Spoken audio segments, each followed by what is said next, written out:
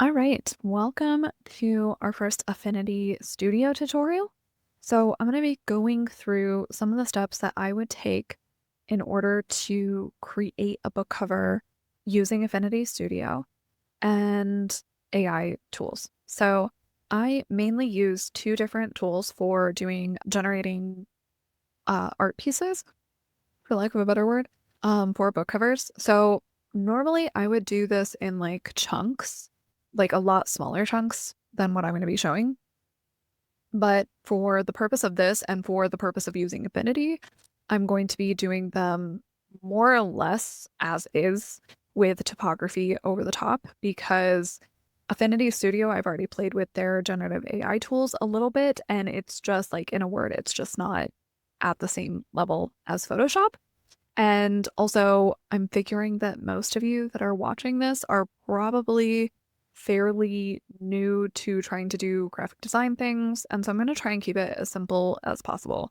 So, one of the things that I did is I went to ChatGPT. I threw in an idea about holiday covers, and I had it do some mock paperback where it has the front and the back. It did varying degrees of this, as you can see, as far as like what would be usable and like what you would even want to play with further. But I did kind of like it because it kind of gave you some ideas. Like even with this, like it kind of gives you an idea of like, oh, like just trees and snow would be a decent back cover for a book like this. This could be workable where the blurb could go here if we blurred this out. Like that's workable. Obviously, she's missing part of her body here. But this is actually not terrible where you could definitely tweak this to make this as workable. But I decided that the couple walking down the snow street with the lights was kind of a fun deal. I actually might play with this in a different tutorial doing vector, but I decided to go with this. And you can see like just doing like a really good blur on the back cover would totally work. And then having the spine here. So I played with that and did some iterations here. And one of the things that I found out, and this is something that I feel like is maybe a skill set that has to be kind of acquired if you don't necessarily have an eye for design, is so these all honestly look pretty darn good from back here. But as soon as I go closer in, you're going to immediately see some problems. So if we come in here, I even upscaled this one to see if we could get better. And you can immediately see that their faces are wonky sauce. This is no bueno. And one of the deals with doing paperback that I try to explain to people is you're going to have to use an upscaler. And if this is what you're starting with, it's only going to get worse from here. And her hand is like really wonky. So if you look at it back here, this isn't so bad. But as soon as we get into higher resolution, this is going to get worse and worse. And same thing here. You can see like back here, it's okay. But then you look in and like part of her face isn't really fully generated and all of that. And the main reason I think for that is the fact that there's a lot going on in these images. We've got like a stone street, we've got maybe people in the background, we've got these fairy lights. And so no matter what I did with whichever model I chose, we could get better, but we couldn't get great. And if I were really getting into the weeds with using something more like Photoshop, I could probably get their faces better. Even with Photoshop though, that's like really not a guarantee. You can also do inpainting in Leonardo. This is Leonardo AI, if I hadn't mentioned. But this is kind of something that just is going to be more apt to happen in a busier photo like this. And honestly, I could even chop this guy and just use the street if I wanted to. But instead, what I did is I decided to grab the front cover first. So this is the one that we're going to be playing with because I really liked them kind of side by side. And this stall looked pretty decent. There's no real like titles or anything on the stalls, so that's pretty good. And then I decided I was going to generate the back cover separately. This was supposed to be empty, so we're actually going to be pulling this into Affinity. One thing it did do well is it removed the people from this one. So we can use this for the background, for the back cover, and then we're going to be using this for the front cover. And I'm going to show you how we can go about that to make it look decent with the spine and all of that in Affinity. So we're going to hop over there. And really quickly, I'm just going to, let's see if I click on, so this one, if you look, prompt is very simple. It's just cinematic photo of a realistic winter romance scene with a man and woman with both with gentle facial features, the man having a warm smile and the woman with her eyes closed, centered at the far right near a row of vibrant glowing. Oh, okay, this went further. And honestly, this is an improved, quote unquote, like an auto prompt, because this is not the prompt that I used. Basically, the prompt that I used was basically this, except that there was a couple. So it said realistic winter romance scene, couple kissing. I think it just said a couple embracing or kissing by a booth, glowing market stalls, fairy lights and garlands, snowflakes, and then it said cobblestone street instead of empty. And then I just removed them from this prompt and hit empty here in order to get these two here. But you can also just ask ChatGPT to help you with like a general scene if you have kind of an idea for it, and it will help throw some prompts your way. And I always tell it what I'm using to generate. Really quickly, I did try this with ideogram, and the results were a little uncanny valley. So we are not going to be going any further here. We definitely did not hit the mark there. So we are going to be skipping over those. But here are a couple that I am probably going to be playing with. Again, doing more vector. This isn't vector, but these guys are. And I actually have this guy that I've already removed the text from, and I'll go over that in the next video. Okay, so we're going to pull up Affinity now. So I've loaded that photo. So originally, let's see if they, okay, history. So history did not have, so I did try to generate, do a generative expand on this, and it was terrible. It was really bad. They don't match up at all. It looked kind of like a weird like photograph almost, and each one of the variations had essentially this couple also in the back. It was no bueno.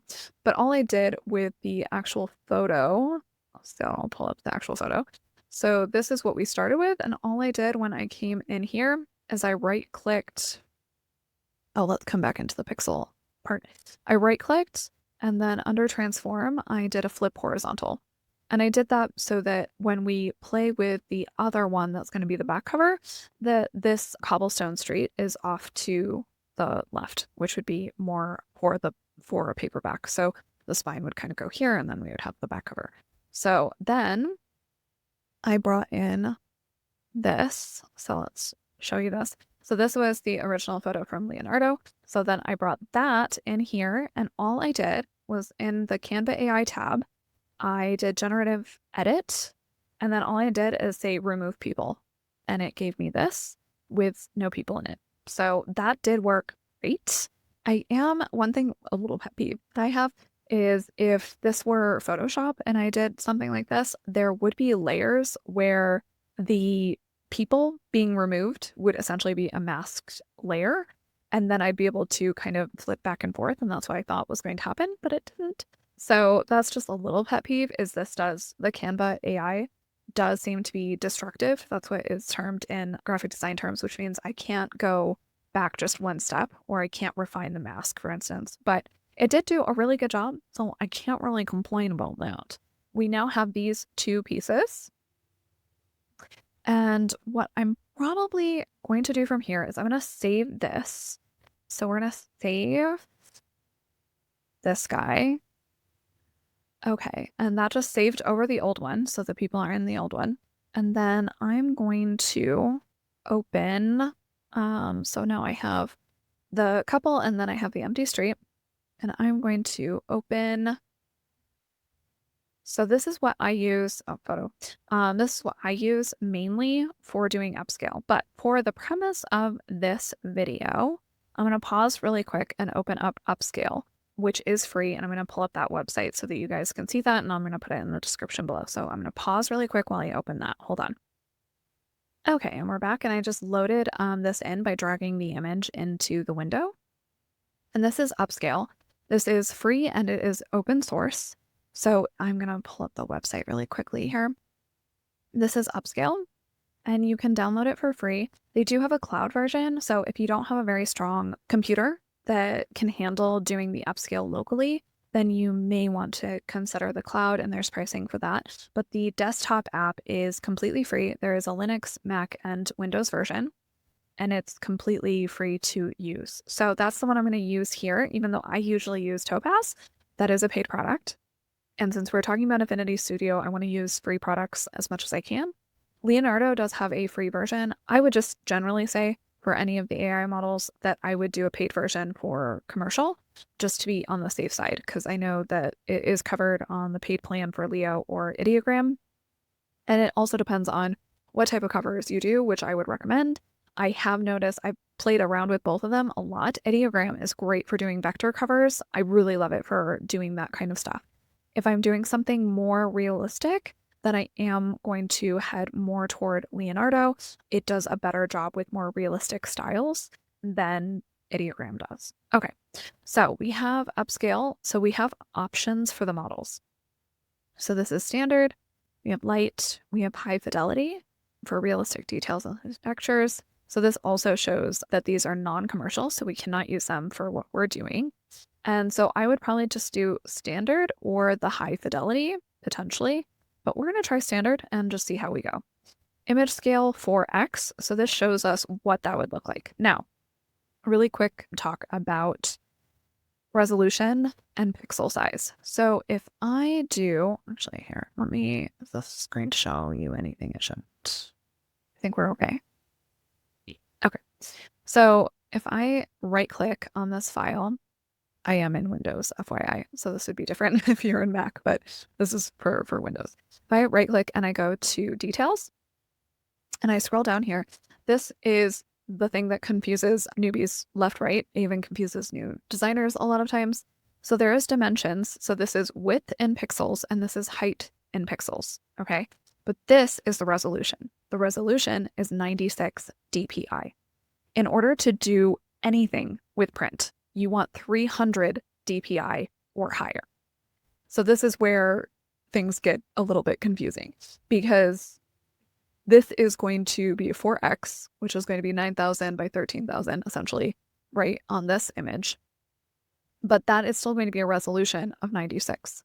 So now we need to figure out if I increase the DPI to 350, where does that leave us? Does that leave us kind of where we need to be, which is pretty close actually to this original scale, and it should be. So that's something to consider when we're doing this. 96 DPI is pretty average for the AI image models with, I believe Leo actually does the same thing. Let me see if I can, this is one of Leo's. So let's right click him and see to do show more options, properties, details. See, this one actually doesn't tell us what the DPI is or the PPI in Illustrator. So I'm going to guess it's either 72 or 96, but we can look into that later. So here we are. This is where we're at. So we are going to close this and then I'm going to show you how to make sure that this is actually large enough for the purposes you need. So right now we're going to set the output. So that is already set to downloads, select folder, that's fine. And we're going to hit upscale. And then we're going to do the same thing on the back cover. Pull this over here. And I'm going to pause while this does its thing because it does take a minute to upscale. It will take longer or faster depending on your computer strength. So I've got a decent GPU, so this shouldn't take too long, but I'm still going to pause and then I'm going to do the exact same thing on the back one and then we'll be back. Okay, so we're back and I just went through and upscaled both of these. And so now I'm going to come back in here and I'm going to drag the new ones in because these are the originals so that we can look. So this is going to load this document. It's probably going to take a while because it is gigantic. This is like 90 megabytes right now. So if you look up close, this is okay because we are going to be blurring this. Let's see how well it did with people though. Because there are certain things that happen with the upscales, the AI upscales a lot, and we're going to see if we can potentially make this better. Okay, I'm not angry at what they did with them, especially considering it's not a super, super duper up close, but some of the things that AI does with faces when you upscale is it actually did pretty decent, but you can kind of see here with the hair, it does this kind of weird, almost airbrush thing to hair a lot of times, especially like facial hair, like smaller hairs. And so that's not generally ideal. It also is going to smooth out skin tones and things like that. This is pretty much unavoidable. I have tested a lot of upscalers. There are tricks of the trade that get really in the weeds that my business partner slash mom is probably going to be doing some videos on. Hopefully I can drag her in front of a screen record because she does some amazing little tricks to bring some details back. But for the purposes of what we're doing, we're going to be rocking with what we got. Okay. Here we can see this has 72 DPI. We have develop, which I think is more like a Lightroom situation. So we're going to be playing because I have not used Affinity in a good while, and I haven't really played around all that much in the new one. So we are going to also open one other file, which is this is a template file that you would get from KDP. So this is a paperback template for 200 pages for white paper, and it's a 5x8 book. So you can go, there's a website, and I'll pop that in the description as well. There's a website, you enter your, whether it's paperback or hardback, you enter how many pages, you enter cream or white paper. Yes, that does make a difference. If you select white paper in the template and make it to that, but then select cream, it is a different size. It will reject it. You select your trim size, left to right reading, and then you hit create, and it will give you one of these. Now you'll notice this says 600 DPI. So this is an optimistic DPI, depending on what kind of work you're doing. For me, even doing like very high level stock photography, to do a paperback with 600 DPI would be a lot. So we are going to drop this to 300. I've done a lot of paperbacks, lots of paperbacks, and 300 prints great. So 300 would be perfectly fine. So we are going to figure out how to do that now in Affinity. I have all of this stuff really kind of built into my bones in Photoshop, but we're going to figure out how to do that in here. So we're looking for canvas or image size. Pixel probably. Rasterize, remove background. Pixel selection. We are going to find this together. This is one of the things that I'm a little bit nervous about with the fact that they just like put everything in together, is that you're going to end up with tools and different views that you really don't need. Okay. I am 100% confident that there is a way to do this, but let's cheat it. Well, we're going to try new and see if I can still see this. Okay, I can. I'm going to make this smaller so that I can still see this over here. I'm going to do, okay, so inches. Okay, so we can do this. 300 DPI is what we want. So this will tell us the width. So it needs to be 10.700 and it needs to be 8.250 high. Thank you. So tab. Okay, so that is the width by height. I'm hoping that that's overall, so that will include the spine. RGB is fine for, oh, so usually I do build an RGB and then convert it once it's flattened into CMYK. I don't know if that's possible the same way in Affinity. So we're actually going to have a CMYK from the start. Really quick about CMYK versus RGB. RGB is for digital setup. So if I was doing an ebook cover, I would want that RGB. And in this case, what I generally like to do is do the paperback and then the ebook, because there's more to a paperback. And so I would do RGB and then I would switch. Then I would switch it over to CMYK. We don't have an ebook for this, but this is also a fake cover, and we could always convert it the other way if we had to, and there's probably even free tools to that. So we're going to have it as CMYK because this is a paperback and you would generally want this to be CMYK. Okay, so transparent background, artboards, we don't need to worry about any of that. Okay, we've got 300 DPI, so we're going to create this document. Okay, so we've got this. So now I'm going to come in here. What I'm going to do is I'm going to copy this. And we're going to come back in here. Okay, so this does fit perfectly here. So we're going to do, so I'm curious about this. So we're going to grab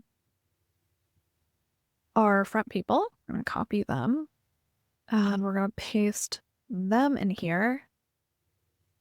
Okay, so they are gigantic, which would make sense because this even says DPI. Oop, I lost them. I'm wondering if, I bet there's a setting where we could, okay, so is there a way,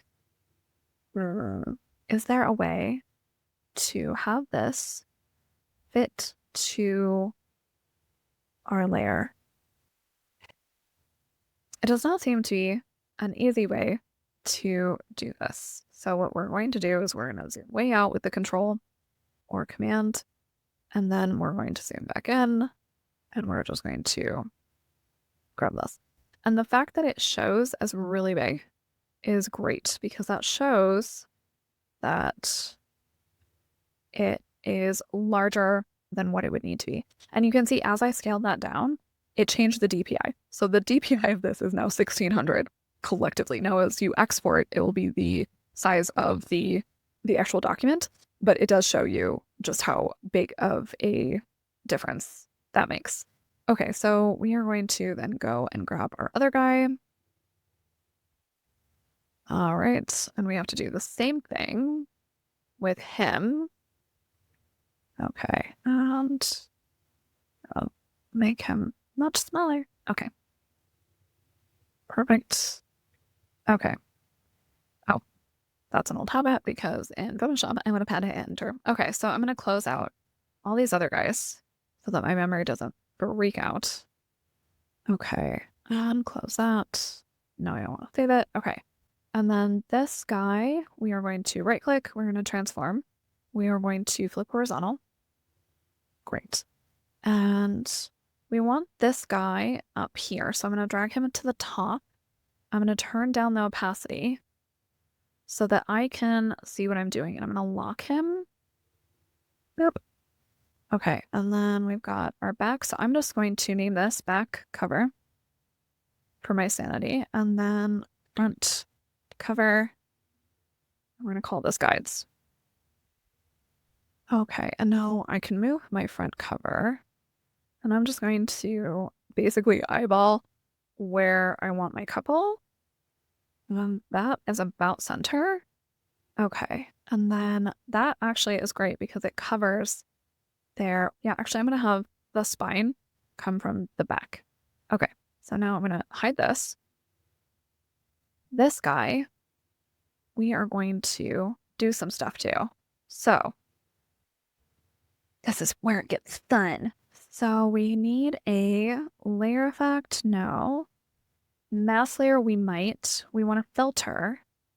And we want to, I definitely want to do a blur on it. We're probably going to do a full, we're going to do a full Gaussian.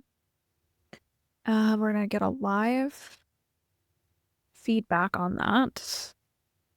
And that's probably pretty good.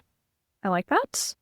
And then we could play around with some of these. Oh, that kind of gives kind of an interesting thing. Oh, lighten is nice. We might do lighten, actually. And we can edit this, so that is also really nice. So we can close this, but if I double click it, it comes back. And then what I'm also going to do is I'm going to add a new layer. Where do I get a new layer? A new pixel layer, that's fine. I'm going to drag this all the way to the bottom. And actually, is there, again, things that are different here versus the other? So, okay, so we've got that layer. I've got stroke. I want fill. I'm going to go all the way. I'm going to go we're going to go into the gray. So kind of a smoke color. And I'm going to find the fill tool. It's not the fill tool. The rectangle tool would actually work. Okay. Oh, fill tool. Okay. And we're actually, oops, I don't think that might have done something. I don't know. Okay. Okay. So this is a gradient. Don't want that really. Or do we? Doing the same thing? Okay. Let's do that and then bring back everybody else. Okay, and then if I have this and I'm going to turn down the opacity, let's see what that does. I don't even know if we really need to turn down the opacity too much. I think that kind of works. And then we might crank this up just a little bit. And actually, let's come back to normal. Do we have darken? Let's see. Oh, darken did that. Multiply does that, which we don't want. I kind of like lighten because it brings the little fairy lights up. And you can see how boring it is to be a graphic designer right now. I'm just playing with these. I'm going to stick with lighten. On the front cover, I'm going to grab a mask. So I now have a mask, hopefully on the whole thing.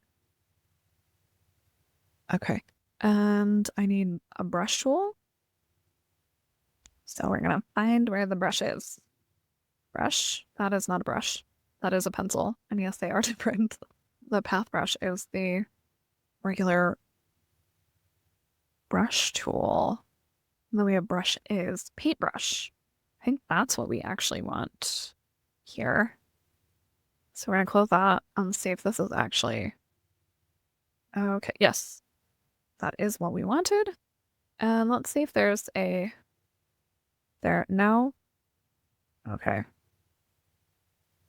So we're going to have to make it bigger this way. And opacity, we're going to go with flow. We're going to bring the flow down and we're going to soften this. So this is the hardness. So we want that way, way less hard. And we're just going to paint this until that happens. So if we didn't catch what I just did, is this is on black, which I don't know if this, okay, they're not the same shortcuts, but this is the black is going to hide, white is going to show. And this is opacity of the brush, this is flow of the brush, and this is the hardness of the brush. You also do have stabilizers in here, which are actually really nice. I do remember before that Affinity stabilizers, I actually really did like better than I liked the Adobe stabilizers. And then you can have the blend setting, the rope, which is if you use the stabilizer, if you're not using it, doesn't matter. Wet edges, you're not really probably gonna have to worry about that. Symmetry would be for a completely different thing. And then this is the size of the brush. So all I'm doing is, here, I'm gonna zoom in here, is there is this hard line of where the front meets the back. And so you can actually see this is actually giving us a preview of what it's doing in the circle. And all I'm going to do is I'm going to paint this until that hard line is now gone. So I'm just going down all the way until that seam is no longer there. And we turn down the flow so that it, because I'll actually show you. So this is the hardness. If I turn the flow up even without the hardness, that is how quickly things would disappear. So we don't want that because this would be a lot, right? We just want something really soft. So when you want something really soft that you can kind of build up, it's kind of, if you're a woman, it's kind of like doing makeup where that build allows you to have a really nice blend between the two. And I'm actually pretty happy with how these are blending at the moment. So if we bring the guides back, you can actually see that this is the, I'm using my hands, like you can see my hands. Oh my goodness. Okay. You can see on the front cover, this is the front cover. This is going to be this red area. This is what is called bleed. So bleed is basically an area where you do not want anything important. You don't want any important text on the red spots. If you have text on the red spots, Amazon will let you know usually when you try to upload this that, hey, there shouldn't be something there. And then basically you see the black line. The black line is technically where the cut will happen when they are actually cutting and putting together the book. So the red is called bleed because that cut is not super precise, let's say. And so depending, you can actually get some of the area in the red on the final product. So the bleed protects you from having like a weird white or black line. So you want your images to stretch beyond the red and beyond the black because that's where it's going to be cutting. And then for the red here around the spine area, it is basically an area that is going to be creased. So you don't want anything important there because it is going to be on the crease or is going to be part of the crease. So right now I can tell that how this blends isn't going to be distracting to the eye. And that's what we're really looking for. And I could even turn this opacity down a little bit more to really see where the edges are. And I can see that part of the front cover will be part of the fold. And then the very edge of that back cover coming in will be part of the spine. Okay, so I'm going to turn that back up and I'm going to turn this off. So now I'm going to, so this is also something I don't know. So I have tooltips on right now, mostly because I am not super familiar with some of these icons, but I would probably turn those off very quickly. The bummer is that I don't have my short keys because there's a lot of short keys in Adobe. I don't have any of those. Okay, in here now. Alrighty, so we have this, we have this. So now let's start adding some text to everything. So I am going to do a new layer, new pixel layer. I'm going to call this title. Okay, so now we need a text tool. Let the magic begin. Okay, so this is, oh, I remember this being different. So I'm going to say title about that big. Okay, and Christmas. What's something penny? Christmas here. Oh, I know. Here we go. Buy me Christmas. Why not? Okay. So right off the bat, I'm going to change this to center alignment right here. Font. We are going to, actually, before we change font, let's change the color. So this is obviously not going to work. We are going to, do we have an eyedropper? We have an eyedropper. I'm going to grab this nice kind of warm cream. If we can get it right where I want it. There. Okay. So that works. And then we're going to come over here and we're probably going to use one of my, oh, ethereal actually works pretty good for that. So we're going to grab this and we're going to bring it down here because I would probably realistically pop that there. I'm not in love with the font anymore. I just lied. Okay. And this is also a huge part of being a designer is what font do I use? The answer is never Sinzel, by the way, if you're wondering. God, I hate that font so much. Is one of the only fantasy kind of romance fonts that was free for the longest time.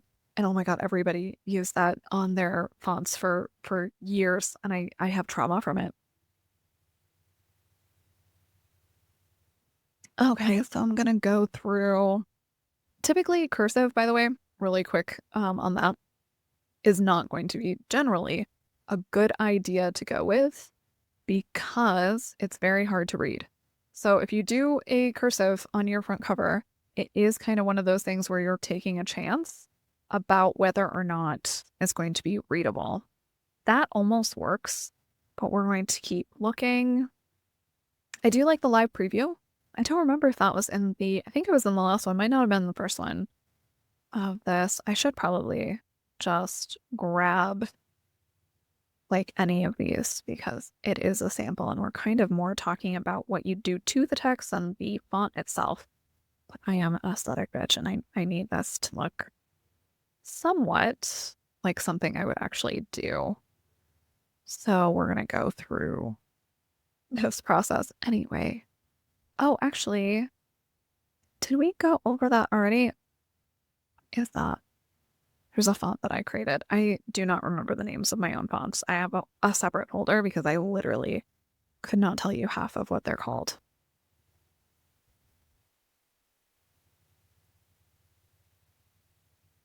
That almost works. I don't know why that one hasn't really screwed up kerning there. A storyline isn't bad either.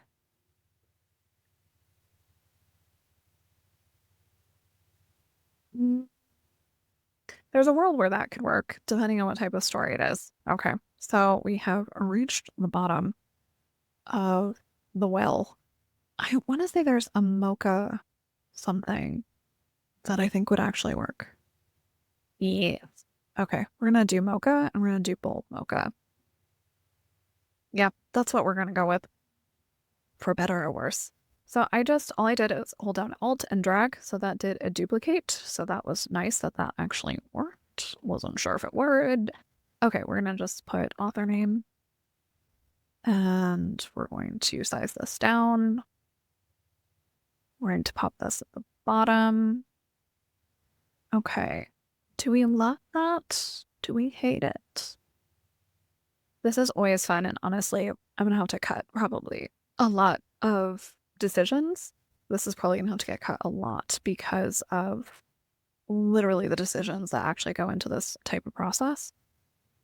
And I would probably grab one of these like little lights to do the eye on Christmas, but we're not gonna go through that process.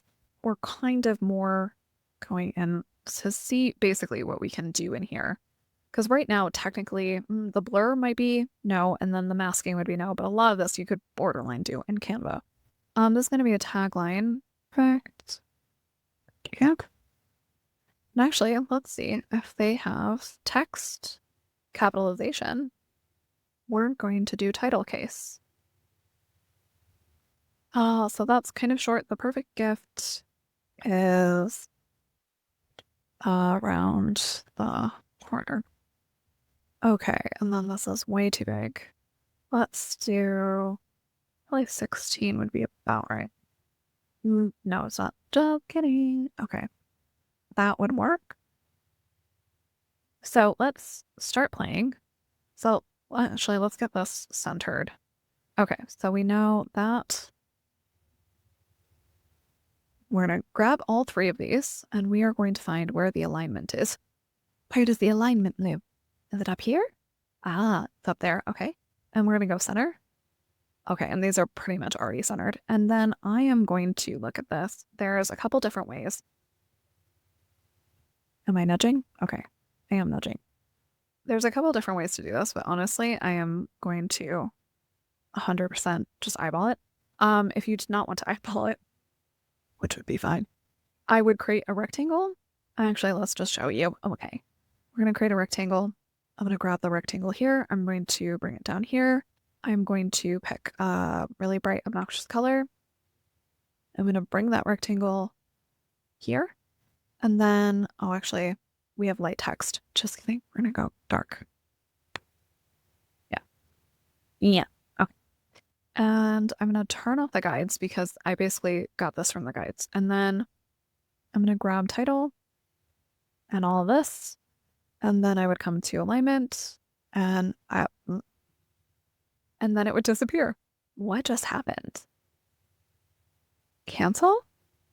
Interesting. I have no idea what that just did. So this is what's confusing me. Okay, selection bounds. First selected. Ah, okay. That is such a weird way to go about that, but sure. So you'd want to make sure that the rectangle is the first thing you select, and then you'd go first selected and then center and then hit apply. That was such a weird thing. And then I would turn this off, and we now should be exactly where we need to be. And you know what? We're not. Hold on. Let me turn on this. So I'm actually going to have this be here. Yeah, I'm going to have it be here so that it's centered to the actual, basically this area. Actually, we could probably just do this. And okay, don't lock. Okay. It's trying to lock onto something. I don't know what it's trying to lock onto. And I'm eyeballing this from a distance away, which I wouldn't recommend you to do. So that would be more exact. And we can get this exact as well so that it's the same. And do the same thing here. I think we already checked the bottom, didn't we? Oh, no, we didn't. There. Okay. So now we have that, and then we would go here, and then we'd go to alignment. We would do this. It's already on first selected, so we should be good. And now, yay, that looks better. You wouldn't want this little side piece is part of it. It's because that isn't over here because that's the spine. Okay, so we now have text. We now have it centered. We're going to turn off the guides. And now we're going to figure out something fancier to do with this. And we're going to see what it can actually do with this. So we're going to right click and see if that does anything, and it doesn't. So that's fun. Okay. Layer effects. There we go. Okay. So now I'm guessing a lot of these look pretty much similar to what you would get in Photoshop. I am really curious, and I'll have to find this out, if you can cross over Photoshop styles with Affinity. I think you could, because it definitely takes brushes. So it might actually take styles. And if we had window, general, might be under text, textiles. Those are textiles for a layout situation. If we go styles, okay, so it does have some styles that would be completely useless, like unicorn. I always love that Photoshop based styles are borderline this bad as well. But and I'm wondering, can you just turn it off from here? No. Do you just click that again? Okay, we're gonna just back out with undo. Cause that was not great. Okay. Oh, I think you might have just been able to change the color, but so I will have to see if that is possible, and if not, then we'll have to see about creating some duplicates essentially. But bevel and emboss is a good start. Not always a good idea. Sometimes it works, sometimes it doesn't. Pillow actually wasn't bad. Yeah, it was. Just kidding. Okay. Okay, this actually is kind of nice and subtle. And so I'm gonna go with that. We're gonna soften just a touch. Okay, and the direction. I kind of think I want the direction over here. No, I don't. Okay, and shadow. I'm gonna leave this highlight and shadow the same, I think. Kind of almost want it to be one of these kind of orgies. Oh yeah, I kind of like how that looks. Okay, so we're gonna go with that. Let's see. 3D, I don't think is going to help us any. Let's do outer glow. I think could help. We're gonna do same kind of thing where we're gonna find one of these like colors. There. Okay. And we're gonna go. Yes. Intensity. And then this looks like an inner glow, which is kind of weird. Okay. It's not. Okay. So I kind of like that, but then if we turn down the opacity, and then if I think we need it to be more orangey. And again, this is 100% like the majority of what you do as a designer is just testing things and seeing how that works and whether you like it or not. Okay. We're gonna go here and then, yeah, I think that kind of works.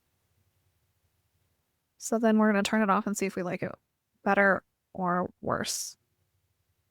I kind of like that. And then I think if we did a drop shadow, there isn't a drop shadow, there's an inner shadow. Outer shadow would be the drop shadow. Okay. And similar thing, we get to play with this and wonder why it looks like nothing is happening. Let's trim the opacity all the way up. Okay, now we can kind of see what's going on. So I'm going to, yeah, there we go. Offset that way.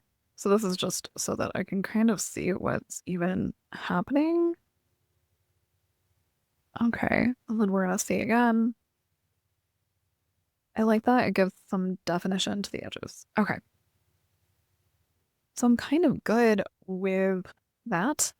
Now, one of the things would be texture. And I don't see anything that would give texture.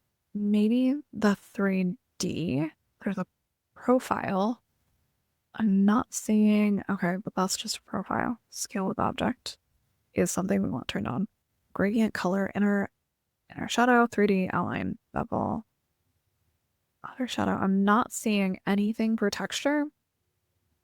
So that is something that you could handle it with an overlay. Okay, actually, let me pause really quick And I am going to grab a kind of gold texture so that you can see what an overlay would look like, because that might actually even be nice. Hold on. Okay, we're back. I found a gold texture, and I also did grab a Photoshop text style, and it did not allow me to add it here. So just a heads up, that did not work, unfortunately, which is a bummer because I have a ton of those that would take a lot to duplicate. But okay, so I grabbed a gold texture. We are going to see how this works in here. So I would do this. I don't know what just happened. Okay. Let's see. Create clipping mask. Okay. In theory, that should have worked. Okay. I'm wondering. Close. Clipping mask. Oh, okay. I think maybe what needs to happen is we need to, let's put this above. I think this might need to be, and then it will go down there. Oh, okay. It's all just a matter of how you do it. Okay, so here. No, I don't want to lock it. Okay.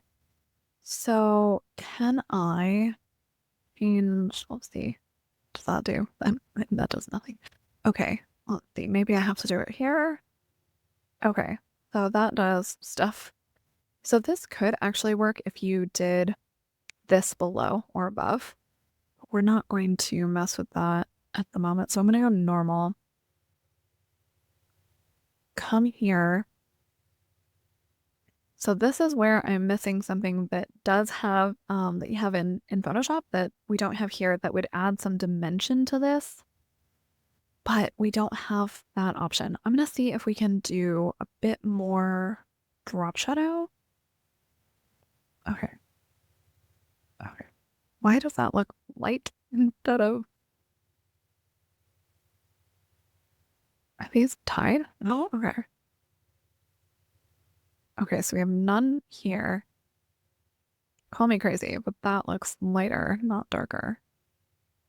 Oh, okay, so it's doing the whole thing. Okay, so I'm gonna turn that off then. Do we even, then it's really not doing the bubble. Okay, so we're gonna think about ways that we can do this.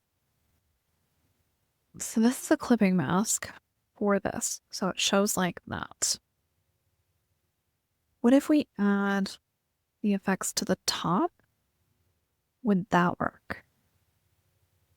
Kind of is the answer, I think.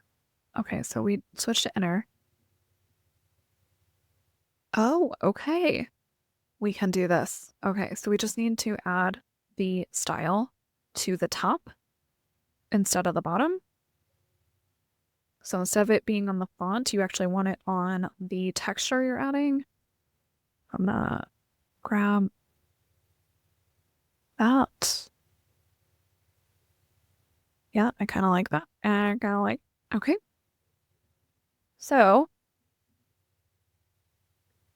yeah, that looks a lot stronger. Okay. I'm also glad we centered this because there is now an extra bit over here that I think is coming from the actual foil. So I'm glad that's not affecting how we're doing things. Okay. So if can I hide? That hides everything. Okay. But this without, well, maybe if we, so you can kind of see that, and then we can see how much dimension that added. So if we turn both off, this is a lot flatter. And then if we have, oops, that gives it a lot more dimension. Okay. And I'm thinking we can just turn off that because that really wasn't doing anything. Okay, so we have some texture, we have some character now. So that would be how you'd add a texture. And if you wanted this to be a little bit larger, actually, so I could scale this and move it. Oh, it scaled both. So you'd probably want to move that or scale that first. But these are things that you can learn along the way. Okay, and then this, what I'm gonna do here, I think I have I have this title. So I'm gonna go to our brush. We've got this dark color. Let's see. I'm going to grab this kind of dark smoky color, close, and then we're going to, is this showing? Okay, okay, so I think it's just, we're gonna crank this up a little bit more. We are getting nowhere very quickly. Let's trash this layer. The layer is the problem. There we go. Don't know why that was struggling before, but here we go. Okay.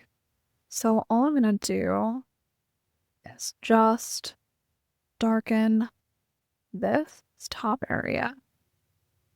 Actually, I think we're going to go a little bit lighter than that and a little bit softer. Okay. And then what I'm going to do too, boop. And I think we want this a little bit bigger. And I'm just holding down shift so that we can go. Okay. And all I'm doing is just darkening that so that this tagline pops. And I'm going to do the same thing to the bottom.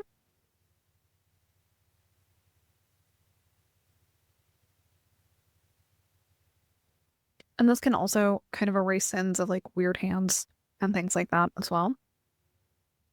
Okay, so that's not bad. And now what I would be doing is I would grow up probably yay big. And I need the lorem ipsum, so I'm going to be right back with a test blurb. Hold on. Okay, so I have my lorem ipsum, and I found this is a bit of a rough thing. So if I pop here and I paste, it does this, which we wouldn't want because I'm going to zoom in so that you can see this. It has the entire paragraph is in one line, and my short keys don't work. So I'm hoping if I have this selected. Oh, okay. I think I just saw the difference. Hold on. Okay, so we're going to come back over here. This is the artistic and this is the frame. I think we want the frame for this. So I'm going to grab, yeah, that's going to be better. Okay, I'm going to grab that and then select in here and paste. There we go. Okay. Select all. I'm going to grab that goldy color. We're going to lighten it up a little. I don't love RGB sliders. Can I get wheels? Okay, there we go. Let's grab that a little bit lighter. Okay. And we're going to grab this here. And then what I'm going to do is I'm just going to have this as a faux tagline. So I would center this part. I would do bold. And I'd probably make it a little bit bigger. So I would do a new line so that this can go back to being left.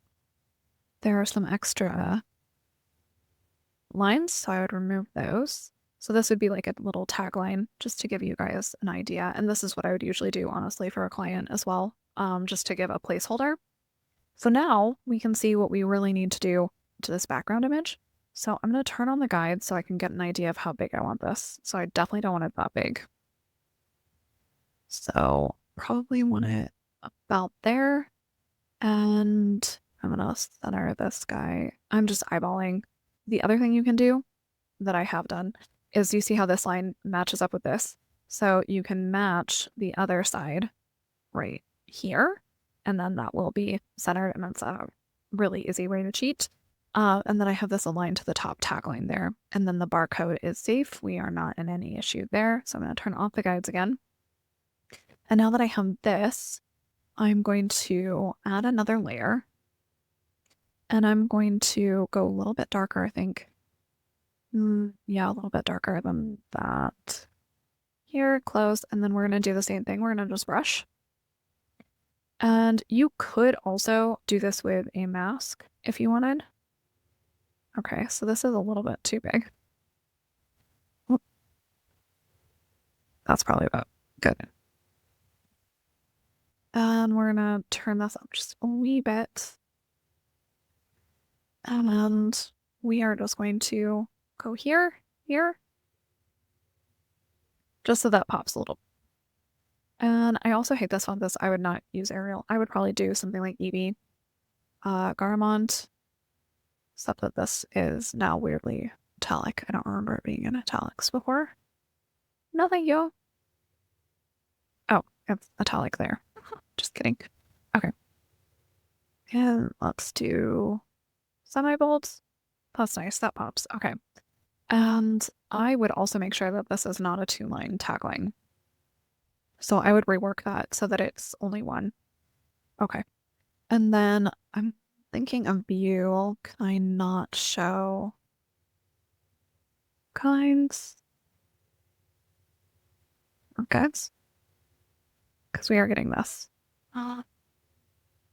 This is usually something you'd use in a layout, which is why it looks like this, because there would be options to reflow so that you could have a chapter flow onto the next page. And I was just trying to get a view that doesn't have that on it. Preview mode? Still show that. Wait, oh, there we go. Okay. So if you do preview mode, that will go away. And actually, I would probably, let's grab this. I would do justify left. Looks a little bit cleaner. Okay, and then I would just turn on the guides again, make sure that is good. And honestly, I would put this, but honestly, I would probably bring it down because I think we would probably put it in line with the title on the spine instead. So I'm going to turn this back. Okay. So then I'm going to copy this again. And then I'm hoping, okay, let's see if we can edit this easily. Can we still edit this as a text? It's not looking like it. I'll go to the text tool and see if that lets us. Okay, there we go. Okay, so I would go here, Control A to select everything. We're going to bring it down to, thinking 24 would be about right. We're going to come here. This is a handled turret. If you hold down the shift key, it does it so that it is only right angle. So it'd be 45, 90, etc. And then if we turn this back on, well, that's off. Okay. So then you would grab this, and this is actually centered to the canvas as well. So 24 is actually a little bit big because, see that? Amazon will yell at you about that being unsafe often. And then I would just make sure that that is right. And we want to make sure it's nowhere. Okay. And so now I would grab this. And see, this is actually saying that center, but depending on the font, if there's some extra stylization and or if you have a clipping mouse, got it, I recommend double checking that it looks right to the eye, not just the other. And again, also make sure that that is not in a danger zone. Okay, and then we're going to do the same thing with the author name. And I'm just going to hold down Shift. And we're going to size this down as well until that it fits right here. And then I would bring this toward, I like aligning to the front title, even though you wouldn't see it. You wouldn't see them next to each other, really, because of how that works with the spine being folded over. But I do like that. Okay.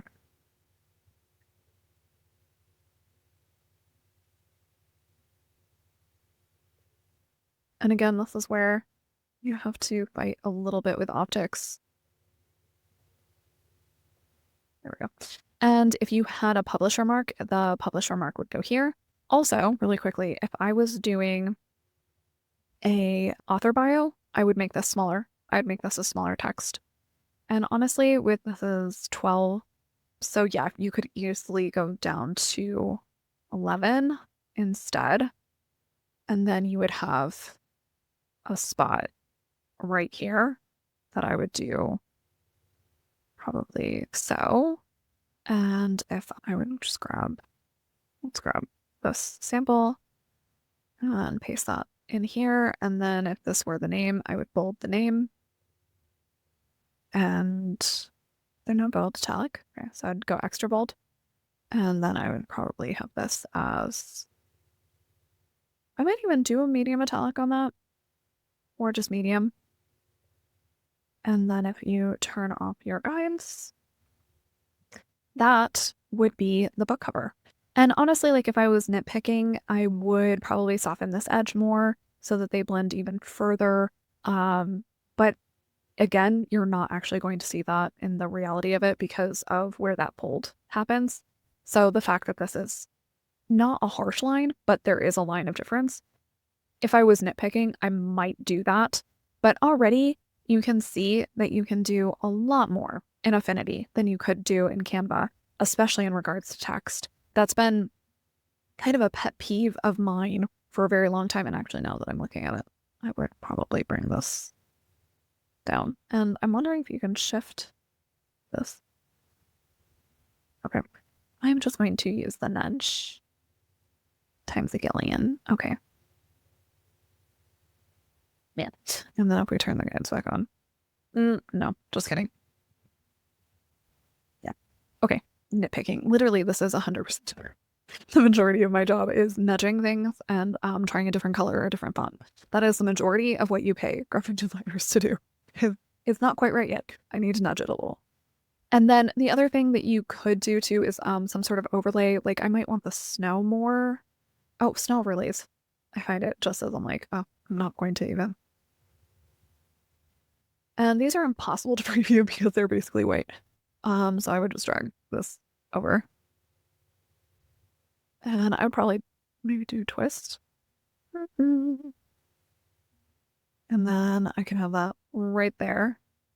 And then I would probably lighten it. I would do like an opacity, like so, if you wanted to do a little bit more of a snow. And you could play with that kind of stuff too.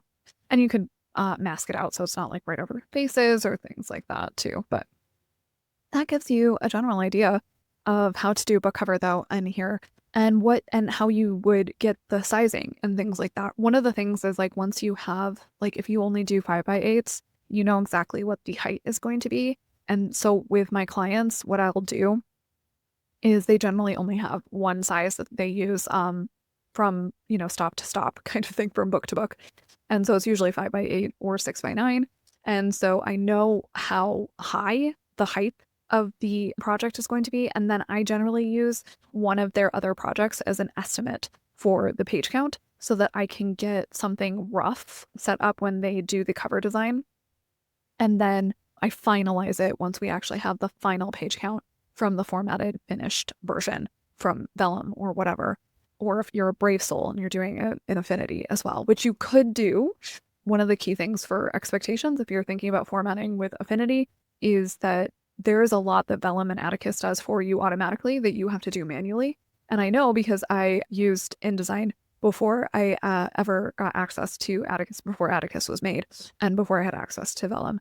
And the number of hours, like I cannot fathom to tell you the number of hours it takes longer to do something in InDesign or in Affinity versus using something like Vellum or Atticus that does a lot of those things for you. And it's a lot. And the hardest part is you don't know what you don't know. And so there may be a lot of those things that you don't even know to be looking for that a proper, you know, a professional formatter would know to look for. And so that's something else. You could have widows or orphans, which are basically hang longs where you end up with like just one word on a page or you know, like a one word at the very, you know, end of a page, things like that. So that's something just keep in mind. There's a reason that Atticus and Vellum exist, and it's because formatting books is not for the faint-hearted. And I don't know the quality of EPUBs that are coming out of layout. They just added the EPUBs. I was really happy to see that they at least did because they had refused to add that to V2. But it is possible that you would have to do a lot of work with something like Sigil to clean up the HTML. I don't know how much work they did on making sure that those EPUBs were compliant with what Kindle wants or Kobo or things like that. So just keep expectation there. But I will be doing more of these videos. I'm going to do one on a vector layout, which would be a very different situation than a pixel layout like this. So really quickly, we're going to just save this guy. Let's save him. So I'm just going to save him to my downloads. Buy me Christmas paperback. Save it as an Affinity file first. It'll save a document, and then I'll show you what I do to make sure that the PDF is flattened. And what flattened means is that the the font is not embedded. So with any of your upload areas like KDP, they want everything flattened so that there isn't embeds, which makes the file larger and the whole thing there. So we're gonna save this really quickly. And do I remember if I set this as CMYK or not? No, I don't. The document setup. Which is this? This isn't the CMYK. Okay, cool. So what I would do then is I would save as. So I would not save as. Okay. How do we save it as a different file? Okay, so we export. Okay, so we export. And so I'd export as best quality JPEG. I'll leave width and height alone. And pixel format. Use document profile. That all looks good. Ask for location. I am curious about ask for location versus alongside document. Alongside document might just be wherever the main one is set up. So we're just gonna export. And we will now see where it saved it. Okay, yeah, it just saves it alongside where the actual AF file is. Okay, so then I would bring this in here, hopefully. So I would drag in the paperback JPEG. So this is the JPEG now. So there are no layers. There's just one layer and it's the background. And then I would go in and I would export. And we would want to find PDF.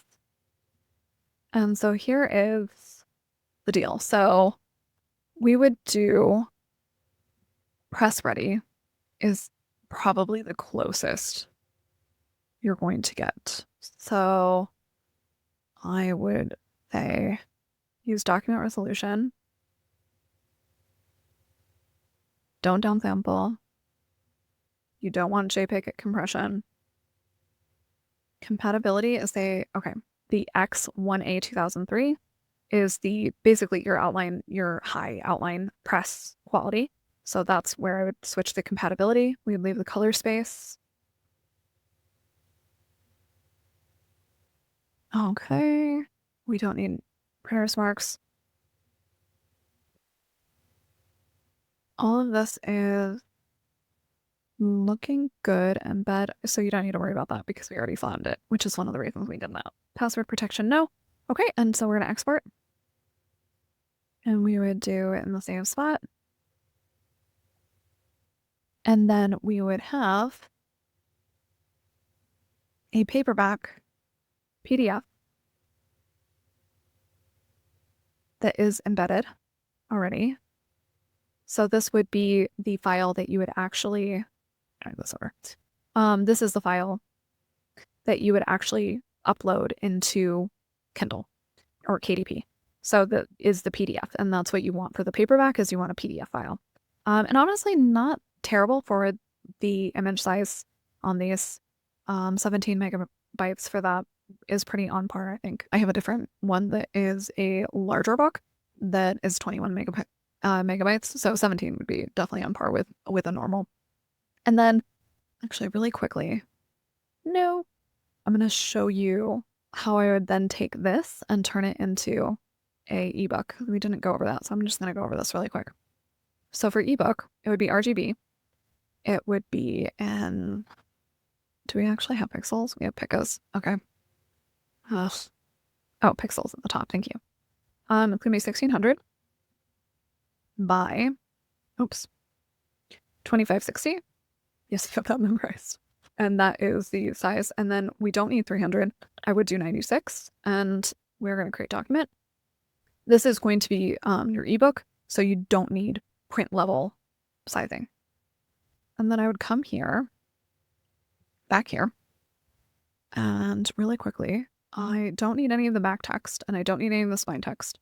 Let's see if it selects this correctly. It looks like it does. And so I'm going to copy and we're going to come back over to ebook. We're going to paste. We're going to bring this over here. Okay. We're going to bring this out of the way. Okay. We're going to grab this image and we're just going to size it up. We're also going to grab this and size it up. That's our nice little darkness. And then we don't need this guy. He was in the background. And we actually don't need this mask anymore. So we're going to delete the mask. And then we're basically just going to bring this over so that it's centered. I'm just going to eyeball this for sake of time. And that was not centered. That's pretty close. Yeah. And I would obviously look at that a little bit closer. I wouldn't just do this. And then I would move this down. I might bring this up. We have a little bit more room this way. I bring that up. And this is actually pretty much in the right spot. And with this, again, this has this extra little tail here, so I wouldn't necessarily trust the centering. So I might redo the text in that case if I really felt like this was off. But that, I can already tell you, is pretty close to dead center. And a lot closer to dead center than a lot of the AI does. And then all you would have to do here is save this as Buy Me Christmas ebook. Save it as an Affinity file first. And this is one of the reasons that I do the paperback first, is because there's a lot more to a paperback. You have the back cover, you have the spine, you have a lot more details to work out. The ebook cover is a lot easier, as you can already see. And we're going to go over that with the vectors as well. And then we're going to come to export. That short key, I don't think can be called short. That was ridiculous. With like Control Shift. There were like 5 different steps to that. Okay. We would switch to JPEG. High quality would be fine for this. Honestly, even medium quality would probably be fine. We'll do high quality though. And you don't need to worry about any of that. And you would just hit alongside document, export. And you would be good to go. So now we have the paperback. Oh, here we go. And now we have the ebook. And that's how you would do a full paperback and ebook in Affinity. And it would be very similar to, by the way, you could easily adapt that paperback to do hardcover. You just want to make sure. I would do the hardcover first because the hardcovers require a lot more bleed. And then I would do the paperback and then I would do the ebook in that order and using the same template website that I will put in the description. All right, hopefully that was helpful and you guys learned alongside me how to use Affinity for this kind of thing. I know there's like a lot of fancy buttons and it's kind of overwhelming when you first open it if you're not used to graphic programs, but really you'll be using like 3 buttons and, like 4 different pieces of the software to do book covers. So it's really not as scary as it may seem, but that is how you go about it. And I will see you in the next one.